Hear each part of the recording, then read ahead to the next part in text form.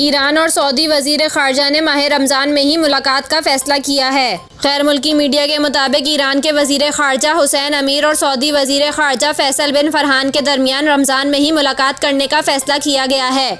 जिसका मकसद दोनों ममालिक के दरमियान सिफारती ताल्लुकात की बहाली के मुआहदे पर अमल दरामद करना है। सऊदी मीडिया का बताना है कि दोनों ममालिक के वज़राए खारजा के दरमियान एक हफ्ते के दौरान दूसरी मरतबा टेलीफोनिक राब्ता हुआ, जिसमें माह रमज़ान के दरमियान ही मुलाकात का फैसला किया गया। सऊदी मीडिया के मुताबिक दोनों ममालिक के वज़राए खारजा ने टेलीफोनिक गुफ्तगू में चीन की सालसी में होने वाले मुआहदे की रोशनी में मुश्तरका उमूर पर बातचीत की, जबकि इस दौरान दोनों वज़रा ने माह रमज़ान में ही मुलाकात पर इत्तेफाक किया। मीडिया रिपोर्ट्स के मुताबिक सऊदी अरब और ईरान के वज़राए खारजा के दरमियान मुलाकात की हतमी तारीख सामने नहीं आ सकी है, ताहम दोनों की मुलाकात का इम्कान अप्रैल में जाहिर किया जा रहा है।